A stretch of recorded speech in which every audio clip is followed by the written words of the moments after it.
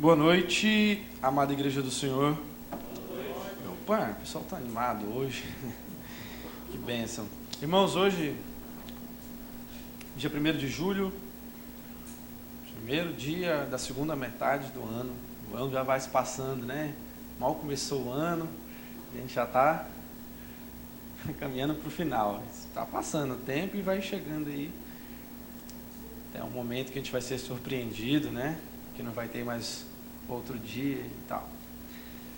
Com certeza a igreja já se reúne no espírito de adoração, sabendo que viemos com o propósito de exaltar o nome de Jesus, que os instrumentos usados aqui nada mais são do que vasos para a honra e glória do nome de Deus, e que tudo aquilo que é feito aqui tem o propósito de adorar o nosso Deus, que é santo, que é poderoso, que é grande.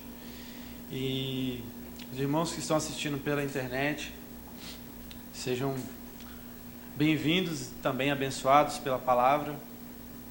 Se há algum visitante, seja bem-vindo também, no nome de Jesus. Irmãos, vamos primeiro orar, vamos orar aqui com o meu pastor Afrânio, por favor. Daqui a pouco a gente já abre o texto que vamos iniciar. Por favor, pastor. Te adoramos, Pai, cultuamos, celebramos o Teu nome.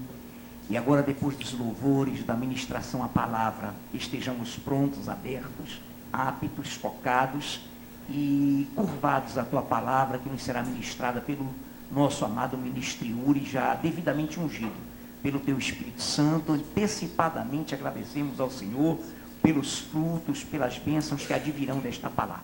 Em nome de Jesus, amém. Amém. Vamos, igreja, vamos abrir a palavra na primeira epístola de Pedro, no primeiro capítulo, 3 versículos, 17, 18 e 19.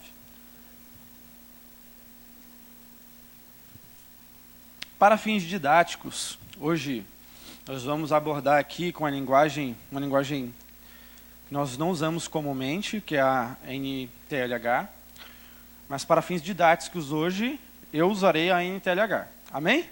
Entenderam, né? Então a gente está acostumado com a revista atualizada, hoje a gente vai utilizar aqui a NTLH só para fins didáticos. A palavra é a mesma. Todos acharam? Então vamos lá, vamos ler juntos? 1 Pedro capítulo 1, de 17 a 19. A palavra diz assim: Quando oram a Deus, vocês o chamam de Pai. Ele que julga com igualdade as pessoas, de acordo com o que cada um tem feito. Portanto, durante o resto da vida de vocês aqui na terra, tenham respeito a Ele, pois vocês sabem o preço que foi pago para livrá-los da vida inútil que herdaram dos seus antepassados. Esse preço não foi uma coisa que perde o seu valor, como o ouro ou a prata. Vocês foram libertados pelo precioso sangue de Cristo, que era como um cordeiro sem defeito nem mancha. Agora, vocês vão olhar para cá, eu vou ler mais uma vez, só porque às vezes a gente lê uma coisa e ouve outra, o cérebro acaba não associando muito bem, né? Mas vamos lá, vocês vão só ouvir agora o texto de novo. Quando oram a Deus, vocês o chamam de Pai, Ele que julga com igualdade as pessoas, de acordo com o que cada uma tem feito. Portanto, durante o resto da vida de vocês, aqui na terra, tenham respeito a Ele, pois vocês sabem o preço que foi pago para livrá-los da vida inútil que herdaram dos seus antepassados. Esse preço não foi uma coisa que perde o seu valor, como o ouro ou a prata. Vocês foram libertados pelo precioso sangue de Cristo, que era como um cordeiro sem defeito nem mancha. Texto elucidativo, bastante claro, em que Pedro nos traz à memória algo muito importante para a igreja, em que aquele que perde isso de vista, ele acaba não dando valor, ou não dando o respeito que se deve dar ao sacrifício que Jesus fez. Por isso ele disse, olha, durante o resto da vida de vocês, tenham respeito a isso. Tragam a memória. Honrem esse sacrifício. Existe uma frase que é muito comum, que de conotação cristã, ouvimos algumas vezes na nossa vida. Frase: o sangue de Jesus tem poder. Várias vezes já ouvimos isso, tanto por crentes, por aqueles que confessam a fé em Cristo, e até algumas vezes por pessoas que nem de fato têm uma fé expressa em Cristo. Mas acaba que se torna uma verdade absoluta. E, a não ser os agnósticos, ambos, ou aqueles que não têm a fé bem estabelecida, concordam que o sangue de Jesus tem poder. Ok. Muitas vezes essa frase é usada em uma expressão de medo, né? Algo que te assusta, a pessoa fala: o sangue de Jesus tem poder. Ou quando vem uma notícia má, alguma coisa do tipo, a pessoa pode falar: o sangue de Jesus tem poder.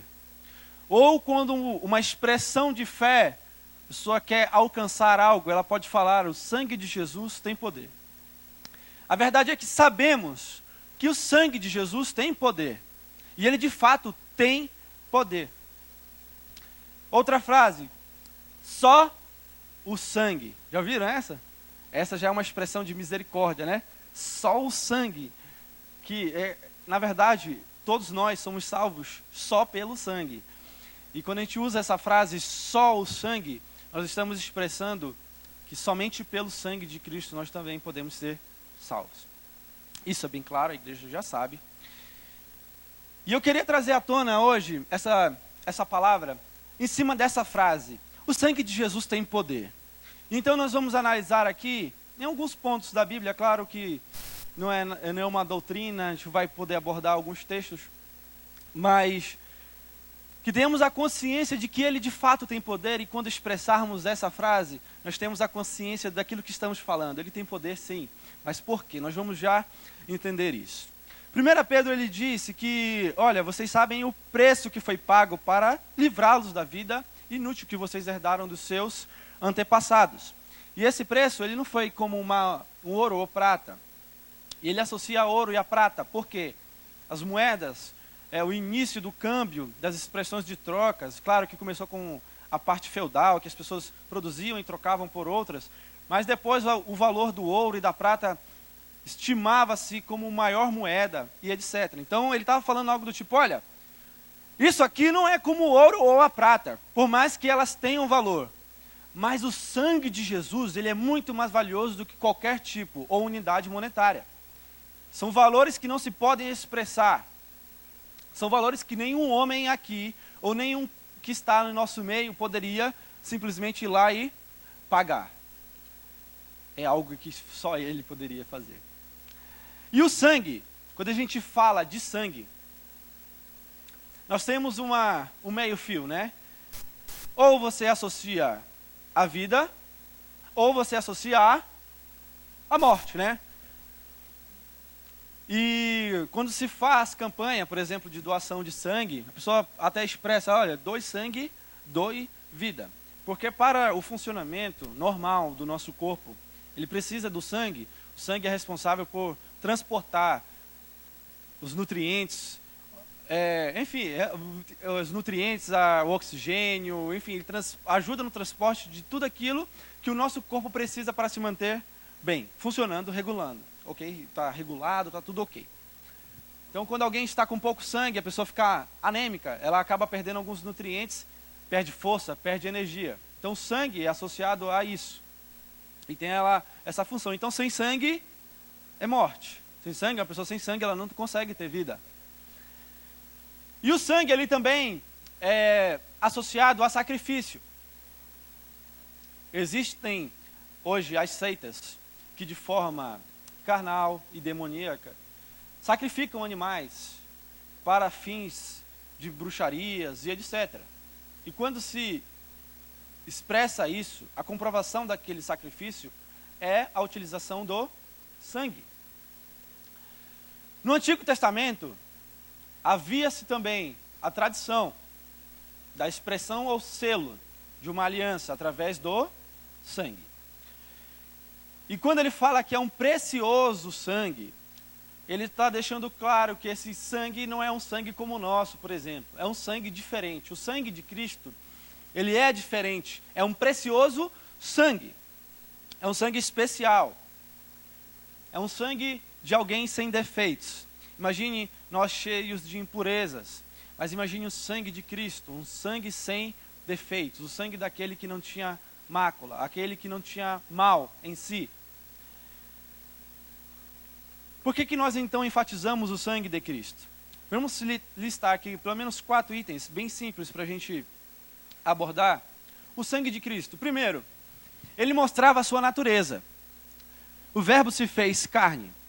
E a expressão da carne, a expressão do homem, Cristo demonstrou também com o seu sangue. Através do sangue de Cristo nós podemos entender que ele também era homem. Assim como ele era Deus, ele também era homem. Então expressa a natureza dele, homem. A natureza aqui na terra, porque sua natureza é divina. Ele foi enviado por Deus, ele era o verbo, e o verbo se fez carne. Comprovação do sacrifício. Quando Jesus colocaram nele uma coroa de espinhos, quando chicotearam, quando crucificaram, ali ele perdeu o sangue, né?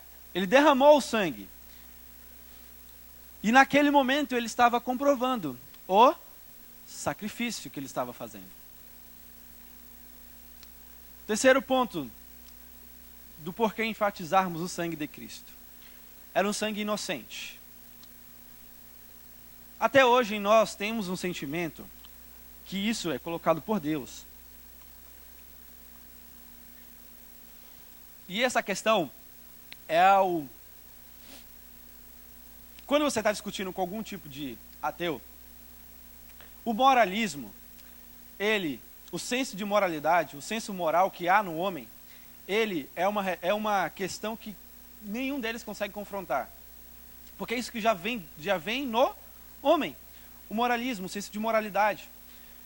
E quando a gente vê alguém inocente sofrendo ou apanhando, a primeira reação do nosso corpo é, de alguma forma, se compadecer. Alguns para ajudar, alguns para orar, alguns para, de alguma forma, auxiliar num curativo, alguma coisa do tipo. Mas a nossa reação é essa.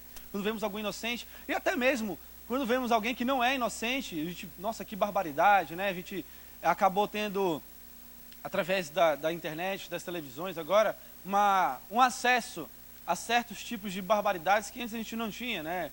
Pessoas com pescoço cortado, membros, etc. E mesmo essas pessoas que, no nosso julgamento fraco, nosso julgamento humano, nós os julgamos marginais ou qualquer tipo de coisa, nós ficamos até pensando, será que é certo, né, a gente tirar a vida de alguém, alguma coisa do tipo. Isso é um senso de moralidade. Então, o sangue de Jesus era um sangue inocente. Ele não fez nada de mal. Ele não fez nada de errado, ele não pecou. E o quarto item que a gente pode abordar sobre essa ênfase, é que ele é o Filho de Deus. É um sangue real, da realeza, do rei. O sangue dele é do Filho de Deus. Imaginem isso. O Filho de Deus tendo sangue e o seu sangue sendo derramado. Por isso nós temos que enfatizar isso também. O sangue de Jesus Cristo é o sangue do Filho de Deus. Então tá, entendendo isso, enfatizando os pontos principais, entendendo que o sangue de Jesus é de fato precioso, nós precisaríamos abordar alguns pontos. O primeiro é entender que o que aconteceu com Jesus já havia sido pré-anunciado há muito tempo. O Antigo Testamento está cheio de visões e de sombras daquilo que Jesus veio a cumprir. Quando lemos o Antigo Testamento, tendo conhecimento daquilo que Jesus fez, fica claro à nossa mente todo tipo de sacrifício e tudo aquilo que eles faziam como povo, como nação, apontou e aponta para Cristo. Então, vamos em alguns momentos fazer uma análise textual do Antigo Testamento. Vou lembrar um para vocês. Abel, morto pelo seu irmão, assassinado. Era um sangue inocente. Mas aí quando nós lembramos de Cristo, nós trazemos a memória de que Jesus foi um sangue inocente, morto, por culpa daqueles que eram e são chamados de seus irmãos. Amém? Quando lembramos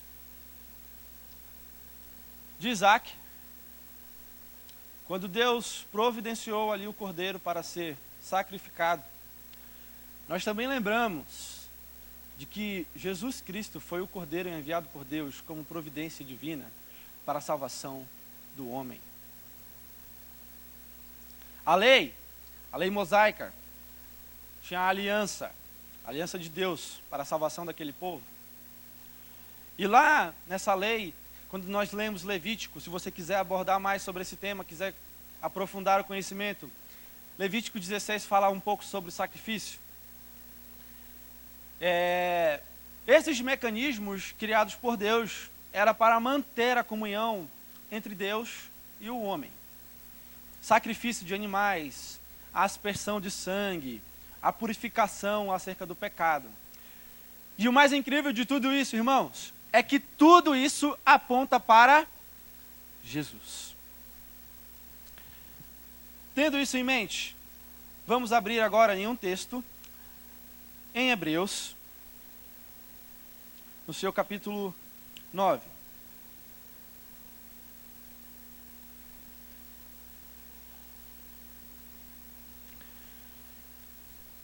O sangue de Jesus tem poder. Olha que interessante, irmãos. Esse texto em Hebreus 9, de versículos 11 a 15. Hebreus 9, de 11 a 15.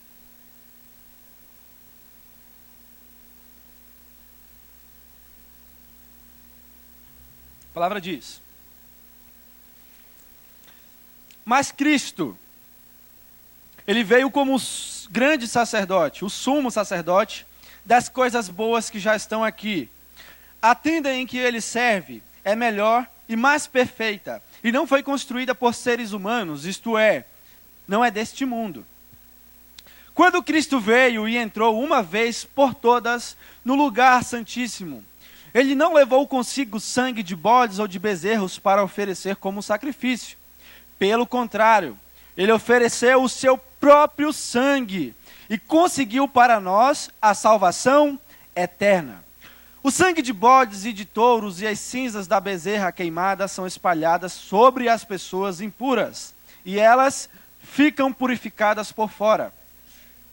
Se isso é assim, imaginem então quanto maior ainda é o poder do sangue de Cristo, que por meio do Espírito eterno, ele se ofereceu a si mesmo a Deus como sacrifício sem defeito. E o seu sangue nos purifica por dentro, tirando as nossas culpas. Assim podemos servir ao Deus vivo, pois já não praticamos cerimônias que não valem muita coisa. Portanto, é Cristo quem consegue fazer uma nova aliança, para os que foram chamados por Deus possam receber as bênçãos eternas que o próprio Deus prometeu. Isso pode ser feito porque houve uma morte que livrou as pessoas dos pecados que praticaram enquanto a primeira aliança estava em vigor. Irmãos, a abordagem principal desta noite é entendermos que o sacrifício de Jesus, acima de qualquer coisa, foi um sacrifício espontâneo. Ele mesmo se entregou. E associando aos textos, esse capítulo de Hebreus, associado ao livro de Levítico, no capítulo 16, nós temos algumas observações e alguns pontos muito interessantes sobre o que aconteceu. Primeiro, ele fala aqui que o sumo sacerdote era a pessoa responsável de levar o sacrifício no lugar sagrado, no Santo dos Santos. E ali havia um dia certo, que é o dia da expiação. Para nós termos noção, até hoje esse dia é comemorado em Israel. E nesse ano de 2017 ele vai ser comemorado dia 30 de setembro. Claro que hoje não tem o templo, eles não podem fazer, está em fase de construção, né, pastor? A gente está acompanhando tudo isso. Mas lá eles faziam esse tipo de sacrifício. E aquelas pessoas eram purificadas. Isso era uma forma, um mecanismo de Deus manter comunhão com o homem. Mas o sumo sacerdote, a função dele era de ser o mediador entre o homem e Deus. A família de Arão, a gente conhece a genealogia, as funções. Eles tinham essa função de fazer essa mediação. O sacrifício de pegar o sangue e aspergir sobre o lugar santo, sobre as pessoas. E ali, naquele símbolo, naquela prática, as pessoas eram purificadas por fora. É isso que o texto afirma. E ele tinha acesso à presença de Deus, através do Santo dos Santos. Somente o sumo sacerdote poderia entrar. E a palavra diz lá em Levítico, você vai ler, que, olha, não é bom que você entre todos os dias, porque caso isso aconteça, você pode morrer, que a presença de Deus era tão forte, e ela é tão forte, e por isso nós devemos trazer à memória e honrar esse sacrifício, e honrar a presença de Deus, porque a presença de Deus é real, e isso nos faz temor, nos faz ter temor, porque estar na presença de Deus não é qualquer coisa. Muitas vezes as pessoas desvalorizam a presença de Deus não é qualquer coisa. Nós temos que ter cuidado, honrar a presença de Deus, valorizar a presença de Deus. E ele tinha essa função, o sumo sacerdote. E ali ele trazia o sacrifício para pedir perdão, tanto para si, para a sua casa, quanto para todo o povo que estava ali. E Cristo, irmãos, na nova aliança, ele é o nosso mediador, ele é o nosso sumo sacerdote, que nos leva acesso ao Pai. Porque sem Cristo nós não temos acesso ao Pai. Por isso que ele se designou como o único caminho. Não há outro que o leve ou que nos leve ao Pai, se não for Cristo. Por meio dele, nós temos acesso a Deus. Imagine você, então, que o sacrifício de Jesus Cristo te dá autorização e acesso à presença de Deus. Através de Cristo e através do seu sacrifício, nós fomos perdoados. O castigo que estava sobre ele é aquele castigo que era para ser em nós. Nós éramos merecedores de tamanho castigo. E ali se cumpriu o castigo de Deus sobre Jesus Cristo, o seu próprio Filho. E ele pagou o preço do castigo por nossas vidas e por amor às nossas vidas. Então nós somos perdoados, mas não porque somos bons ou porque temos alguma coisa de bom. Nós somos perdoados pelo sacrifício de Cristo. Então, o sumo sacerdote, na antiga aliança, ele tinha que fazer todo esse procedimento. Ir ao Santo dos Santos, aspergir o sangue. E existe algo muito interessante nessa simbologia, é que depois disso, o sumo sacerdote colocava as duas mãos sobre um bode, e ali ele confessava os seus pecados, colocava todos os seus pecados nele. E aquele bode era levado para um outro servo e era colocado no deserto, como simbologia de que aqueles pecados estavam sendo esquecidos por Deus. E quando nós trazemos à memória o sacrifício de Jesus, é exatamente isso. Nós colocamos sobre Jesus os nossos pecados, as nossas falhas, e ele pega esses pecados e falhas e apaga. Somos perdoados. E ele lança no mar, ele esquece os nossos erros. Não esquece por amnésia, algum tipo de defeito. Ele esquece porque ele perdoa de fato. E hoje nós temos esse perdão, nós temos acesso a esse perdão através do sacrifício de Cristo. O texto continua, e ele fala que, quando Cristo veio, ele entrou por todas, de uma vez por todas. Ele não levou consigo nenhum tipo de sangue, de bode ou de bezerro. Ele não pegou nenhum animal para carregar, e ali nós vamos fazer o sacrifício, nós vamos imolar aquele animal e levar o sangue como forma de sacrifício para pedir perdão aos pecados. Na verdade, Jesus, ele levou o seu próprio sangue. Os sacerdotes tinham que levar os bezerros, os bodes, o sangue deles. Mas Cristo, ele levou o sangue dele mesmo. Ele era o próprio sacrifício. Naquela cruz, quando nós entendemos Cristo como o Cordeiro de Deus, o Cordeiro de Deus, Jesus Cristo, ele se entregou para dar a sua vida. Ele deu a sua vida para que nós tivéssemos vida. O Cordeiro de Deus. Existe um texto que fala que ele foi como ovelha muda para o matadouro. Ou seja, ele foi para o sacrifício. sem murmurar, sem reclamar, porque estava diante do propósito de Deus, do propósito divino, e tinha plena consciência daquilo que iria fazer. E quando a gente fala de consciência, irmãos, aqueles animais que eram levados para sacrifício, eles não tinham a consciência de que estavam sendo levados para um sacrifício. Na verdade, eles eram preparados para aquilo, coletados. Chegava o momento oportuno, eles eram ofertados como sacrifício. Mas eles não tinham consciência do que eles estavam fazendo. Eles não sabiam por que estavam indo lá. Eles não tinham o entendimento de por que eles teriam que derramar o seu sangue para ajudar outras pessoas, ou para perdoar outras pessoas. Mas Cristo foi consciente, Ele sabia o que estava fazendo, Ele sabia para onde estava indo, e sabia por quem e para que Ele estava indo para a cruz. Cristo, Ele foi consciente para a cruz, Ele sabia o que estava fazendo, Ele sabia o que aquilo ia influenciar na nossa vida. Ele sabia que uns 2017 anos depois, existiria um grupo de pessoas reunidas no Parque 10 para louvar e exaltar o sacrifício dele. Ele sabia que haveria ali alguém que iria honrar o sacrifício dele, e saberia que ali haveria alguém com o coração quebrantado que iria pedir perdão, e através do seu sangue essa pessoa teria acesso ao perdão de Deus. E essas pessoas somos nós. Esse foi o sacrifício de Jesus.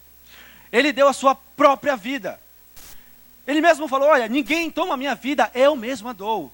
Eu não preciso de ninguém para me levar para um altar, para me ofertar. Eu mesmo dou a minha vida. E eu vim para isso. E aquilo para muitos era motivo de escândalo. Como assim? Você é o rei, você é o filho de Deus. Você não pode passar por esse tipo de humilhação. Não, morte, Jesus, não, você é o rei. Vamos pegar aqui a coroa.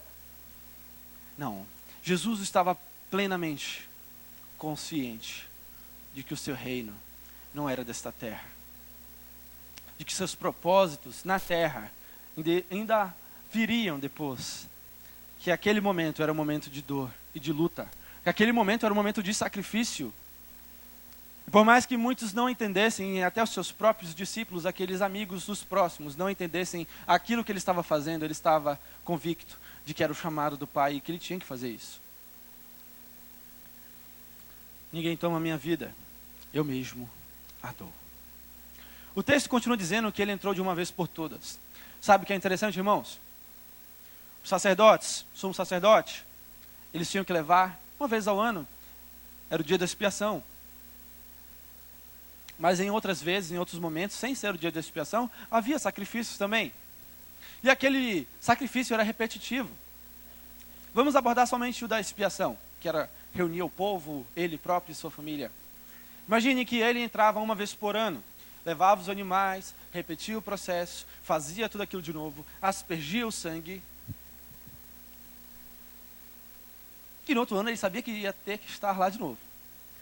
A gente pode associar isso com um remédio, com a cura. O remédio, irmãos, quando a gente está com dor de cabeça, toma um Dorflex, né, um Tylenol, alguma coisa do tipo. O remédio ele vai aliviar a sua dor, mas ele não vai te curar.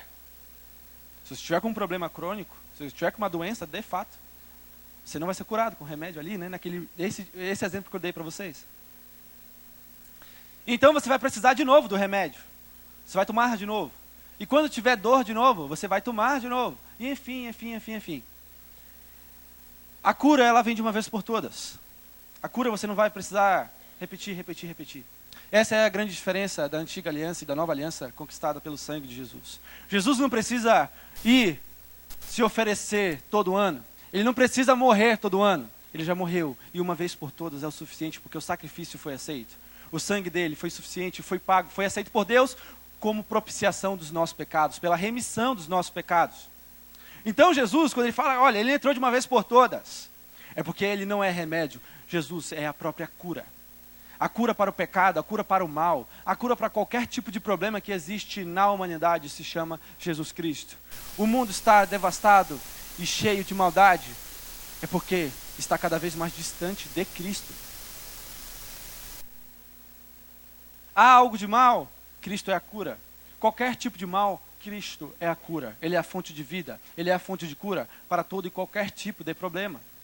Não há nada impossível para Deus. Não há nada impossível para Cristo. Ele não precisou repetir o sacrifício.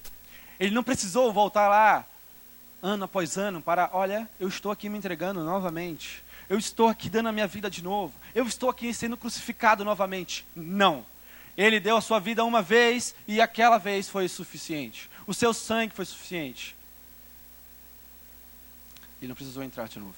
O seu sacrifício foi curar.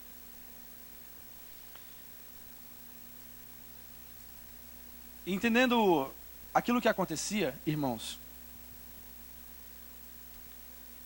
os sacerdotes, ao levar aquilo, ao fazer todo o procedimento, eles tinham que fazer de novo.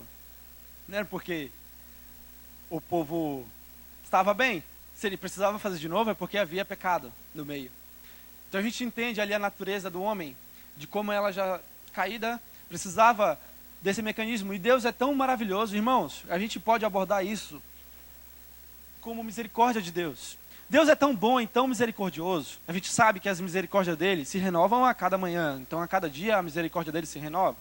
Mas ele é tão bom e tão misericordioso que ele poderia muito bem simplesmente destruir todos aqueles que pecassem ou que estivessem rebeldes diante da presença de Deus. Mas ele não, ele criava mecanismos, ele deu instruções para os homens de Deus, os homens que ele usou para manter a comunhão com ele. E hoje ele deu um maior presente, que foi o seu próprio filho. E através do seu próprio filho nós temos acesso ao perdão diariamente. Eu e você, nós temos uma chance todos os dias de ter uma nova vida. Infelizmente, nem todos tomam posse disso. Nem todos dão o verdadeiro sentido disso. De que a graça de Deus, ela é misericordiosa e bondosa, sim. Isso é muito bom. Nós vivemos em uma época de muito amor, onde há abundância do amor. A graça é um presente de Deus para nossas vidas. Mas, irmãos, a quem muito é dado, muito vai ser cobrado. A graça, ela é um presente de Deus, mas aquele que não a usa, ou aquele que a ignora, ele está ignorando não só a graça em si, mas está ignorando o sacrifício do próprio Jesus. Dizendo que aquele sacrifício não tem muito valor, ou que a vida dele possa não ter muito valor para aquela pessoa. Por isso que a graça está disponível para nossas vidas, mas para ser usada, para que nós tenhamos uma vida reta diante de Deus. E essa é a vontade dele, que nós tenhamos uma vida reta diante dele. E é por isso que ele nos dá esse presente, a graça, aquilo que nós não merecíamos, mas temos. Então, irmãos, Jesus entrou de uma vez por todas no Santo dos Santos, na presença do Rei, na presença do Senhor. E com o seu sangue, não levando sangue de touros, de bezerros ou de bodes, ele levou o seu próprio sangue para pagar o preço por todos os nossos pecados.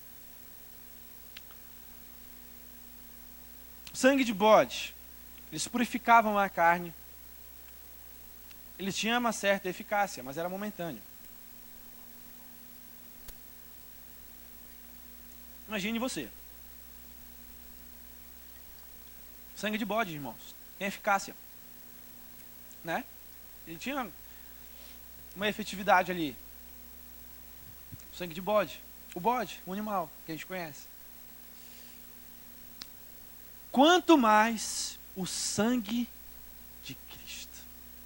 Se o sangue de bode era eficaz, quanto mais o sangue de Cristo. Se o sangue de bode podia purificar alguém ali, eles podiam se sentir em algum momento ali em paz, quanto mais o sangue de Cristo.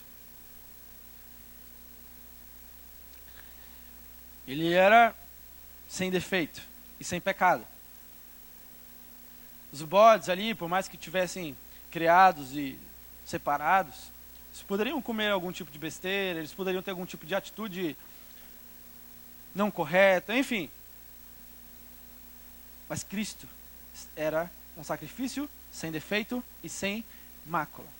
Se o sangue de bodes tem efeito sobre a vida de um homem, para a purificação e para seu sentimento de paz, quanto mais o sangue de Cristo pode te trazer a paz e o perdão dos seus pecados. O perdão dos nossos pecados. A diferença da antiga aliança, que o sangue aspergido, ele trazia uma purificação externa. As pessoas ali estavam exteriormente purificadas, elas se sentiam puras, elas estavam ali dispostas e em paz. Mas o sangue de Cristo, ele traz a purificação interna. Hoje a gente não precisa pegar aqui sangue, até porque a gente não vai fazer isso, mas aspergir o sangue em alguém para que alguém se sinta puro. O sacrifício foi feito e agora nós temos a nossa mente trabalhada. A purificação da nossa mente, a purificação do nosso eu. Irmãos, isso é um milagre também.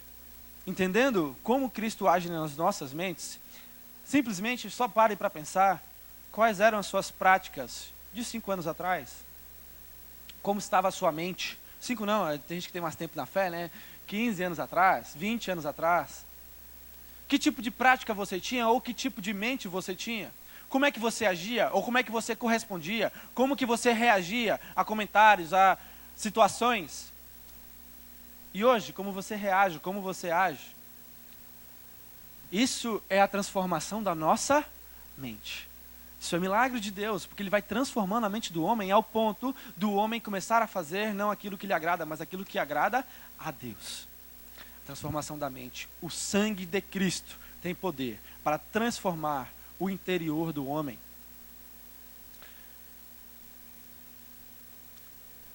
Problemas com drogas. Problemas com vícios. A psicologia tem trabalhado em cima disso. Depressão, homossexualidade, baixa autoestima. Psicologia é uma ciência que está trabalhando em cima disso, de como ajudar essas pessoas nesse tipo de processo. Mas existe uma arma infalível para tudo isso. Jesus Cristo, Ele pode transformar a mente de uma pessoa ao ponto de ajudar ela a sair de um vício. Aquilo que o homem precisa estudar e trabalhar de muito, e se debruçar em livros e técnicas e etc., e consegue. A gente sabe que tem feito, a psicologia tem trabalhos fantásticos. Não desmerecendo isso, mas estamos enfatizando o poder que há em Cristo. Cristo pode transformar a vida de uma pessoa em instantes, em momentos. Ele muda, ele dá uma guinada na vida da pessoa, transforma a mente dela, que é o ponto que ela passa a deixar de desejar aquilo que era vício, aquilo que era inerente à sua carne. O sangue de Cristo tem esse poder. Quando a gente fala que o sangue de Jesus tem poder, a gente está afirmando que sim, ele tem poder para transformar vidas. Ele tem poder para transformar a mente de uma pessoa. A mente que era carnal e corrompida e destituída das coisas celestiais, ela pode sim ser uma mente que pensa nas coisas do alto, que passa a pensar em arrebatamento, em salvação. Sim, através do sangue de Cristo, a nossa mente pode ser transformada. Então o sangue de Cristo, muito mais do que sangue de qualquer outro tipo de animal, é mais eficaz, é mais poderoso, é mais forte, é perfeito.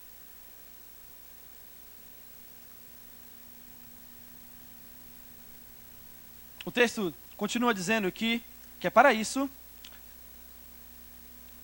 e o seu sangue nos purifica por dentro, tirando as nossas culpas. Ele nos tira as culpas. Irmãos, a consciência em si, ela pode fazer com que o homem se sinta muito mal. Ele pode esconder de todo mundo, ele pode esconder alguma coisa de errado de todo mundo, de todo mundo, de todo mundo, de todo mundo. Pode ser a coisa mais secreta do mundo. Mas a consciência dele ele vai saber o que está fazendo de errado. A consciência dele, ele não tem como esconder da consciência dele. Mas Cristo tem o poder de perdoar, inclusive, para que a nossa consciência tenha paz com Deus. Irmãos, isso é incrível. Isso é incrível, isso é mistério, né? Nós podemos ter a consciência em paz com Deus. Mas aí você pensa, como que eu posso ter a consciência em paz com Deus, irmãos? A gente fez tanta coisa errada na nossa vida que se a gente fosse contar, não ia caber aqui. Enfim, não tem como contar a quantidade de coisas erradas que a gente já fez na nossa vida. E como que a gente consegue ter a consciência em paz com Deus? Somente pela misericórdia de Jesus e do seu sacrifício, que transforma a nossa mente e o nosso interior. Porque senão nós iríamos viver para todo sempre com um peso de pecado e de culpa, arrastados. Por isso ele disse, olha, vinde a mim todos que estão sobrecarregados, e eu vos aliviarei. Aliviar nossa mente, a culpa, aliviar nosso coração de tudo aquilo que é mal, tudo aquilo que a gente fez de errado. Ele pega para si e carrega e fala assim, olha, você está livre desse peso, você está perdoado. O sacrifício de Jesus tem esse poder. O sangue de Jesus tem esse poder. E ele continua o texto dizendo, assim podemos servir ao Deus vivo. Eita, olha isso. Desta forma, tendo a consciência limpa, tirando todo o peso, entendendo quem é Jesus, entendendo o seu sacrifício, vocês podem servir ao Deus vivo. Espera aí, eu posso servir ao Deus vivo. Se coloque nessa posição. Olhe para a sua estrutura e veja o que há de bom em você. Cite aí, você é bom em alguma coisa? Aí você olha para a sua estrutura e agora olha para os seus defeitos. E veja, você estaria de alguma forma qualificado para o serviço de Cristo? Olhando para as suas qualidades e olhando para a sua natureza humana? Deus é santo. Ele é santo, irmãos. Quando a gente fala da presença de Deus, que ela é santa, é porque as pessoas tinham temor de fato. Ali, aquela arca, aquele momento, era um momento de muito temor. As pessoas sabiam que a presença de Deus estava ali. Os querubins, o que eles fazem? A presença de Deus é santa. Irmãos, eu estava falando com as crianças no domingo, acho que retrasado, sobre como João colocou no livro de Revelações o arco-íris no trono, como que ele colocou a presença, é muita luz. É porque a mente do homem, ele colocava ali aquilo que vinha na mente dele, né, como homem. Mas, irmãos, não se apeguem só a isso. A presença de Deus, quando nós pudermos ter acesso no corpo, através do nosso corpo transformado, ela vai ser muito mais do que tudo isso que está escrito, irmãos. A gente vai ter uma revelação total da glória de Deus. Hoje nós não temos essa capacidade, porque simplesmente o nosso corpo não suporta tamanha presença e tamanha gloriosa santidade de Deus. Nós não suportamos. Mas um dia nós poderemos ver Ele face a face, e a gente vai poder falar assim, nossa, eu sabia que era bom, mas é muito melhor. E tudo isso por conta do sangue de Cristo. Servirmos ao Deus vivo. Quando ele fala isso, é que hoje, eu e vocês, todos nós, temos liberdade. Liberdade. Liberdade é você poder escolher para onde quer ir. Outrora estávamos condenados e julgados à destruição e separação eterna de Deus. Mas agora nós somos livres. Livres para servir ao Deus vivo. Livres para adorá-lo. É como se alguém que estivesse numa cadeia, alguém chegasse e o guarda falasse assim, olha, alguém pagou tua fiança. Você está livre, pode sair. Foi exatamente o que Cristo fez. Nós estávamos presos e julgados. E Ele mesmo pagou a fiança, para que nós fôssemos livres. E como a gente leu no texto de 1 Pedro, Ele pagou com o seu próprio sangue. Porque nem ouro ou prata tem tanto valor, mas o seu precioso sangue é o maior valor que alguém poderia dar. Nós temos liberdade, a fiança foi paga, o jugo do pecado foi quebrado, todo e qualquer tipo de impedimento foi exterminado. Romanos 6,16 diz assim, libertados do pecado para servir a Deus. Quando Ele nos livrou do pecado, não foi para vivermos uma vida desenfreada e destituída da sua presença, mas sim, Ele nos libertou para servirmos a Ele, para vivermos com Ele. Foi para isso que Ele nos libertou. E quando o texto continua, no versículo 15, ele fala sobre herança. Que tudo isso, todo esse sacrifício, o seu sangue derramado, a gente lembra de algo que existe hoje nas leis. Não há validade de um testamento sem a morte do testador. Ou seja, aquele que tem direito à herança, não tem direito à herança sem que haja validade do testamento. A morte do testador validou uma herança que nós ainda não tínhamos acesso.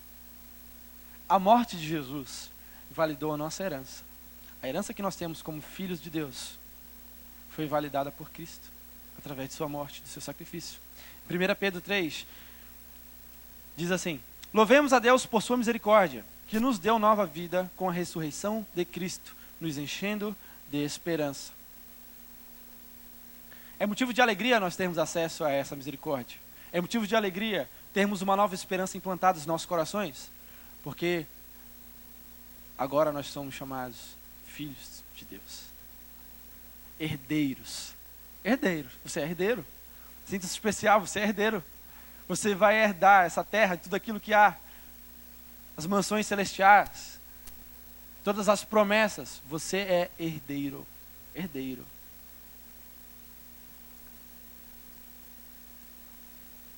Eu gostaria de chamar agora o grupo de louvor e que a igreja ficasse de pé para a gente ler mais um texto rápido. Hebreus 10, de 19 a 23.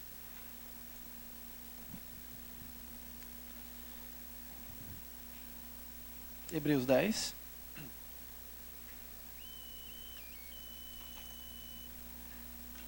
De 19 a 23.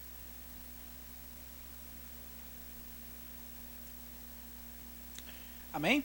Então vamos lá. Por isso, irmãos, por causa da morte de Jesus na cruz, nós temos completa liberdade de entrar no lugar santíssimo. Vou botar um parêntese, só quem tinha acesso aqui era o sumo sacerdote. Nós temos completa liberdade de entrar na presença de Deus. Continuando o texto. Por meio da cortina, isto é, por meio do seu próprio corpo. Ele nos abriu um caminho novo e vivo. Nós temos um sumo sacerdote para dirigir a casa de Deus. Portanto, cheguemos perto de Deus com um coração sincero e uma fé firme, com a consciência limpa das nossas culpas e com o corpo lavado com água pura. Guardemos firmemente a esperança da fé que professamos, pois podemos confiar que Deus cumprirá as suas promessas. Irmãos, antes de qualquer coisa, nós temos que ter em mente que o sacrifício de Jesus, o seu sangue, ele tinha um propósito, tinha um porquê. Ele não faria tudo isso, ele não daria só a própria vida simplesmente por dar. Na verdade, ele estava dando a sua vida para selar uma nova aliança, e ele selou uma nova aliança com o seu próprio sangue, e através do seu sangue, ele salvou as nossas vidas. Nós temos acesso à salvação por causa do seu sangue. Não há nada, não há nenhum outro tipo de coisa que nós poderíamos justificar a nossa salvação, se não fosse pelo sangue de Jesus. Então, irmãos, hoje nós temos a consciência limpa, o coração puro, a nossa mente renovada, por causa do sangue de Cristo. Hoje a gente pode se reunir aqui como homens e falar com Deus por causa do sangue de Cristo. Hoje você pode ter certeza da sua herança e da sua salvação por causa do sangue de Cristo. Hoje você pode saber que vai ser arrebatado e vai morar para sempre no céu por causa do sangue de Cristo. Hoje você pode saber que não há nenhum tipo de impedimento, culpa ou pecado que seja forte o suficiente por causa do sangue de Cristo. Hoje você tem certeza de que você é filho de Deus por causa do sangue de Cristo. Por isso, venhamos estimar o sangue de Jesus e agradecer ao Senhor. Senhor Jesus, nós queremos, Pai, te agradecer, Senhor, pelo teu amor expressado naquela cruz, em que tu derramaste o teu sangue em favor das nossas vidas, Pai. Em que tu derramaste o teu amor em forma de sangue, para que hoje nós pudéssemos declarar que somos livres, livres do pecado, livres da culpa, com a consciência limpa, e podemos te chamar de Abba Pai. Podemos manter o contato contigo, Senhor, podemos ter acesso à tua presença que é santa, por conta do teu sangue, Jesus. Nós te agradecemos, Senhor, porque o teu sangue, o teu precioso sangue, nos libertou de todo tipo de mal e de ira, de todo tipo de demônio, de todo tipo de potestade e todo tipo de prisão, para que pudéssemos ser livres e declarar o teu amor e declarar a tua misericórdia até o fim dos tempos. Nós te amamos, Senhor, e te agradecemos pelo teu amor.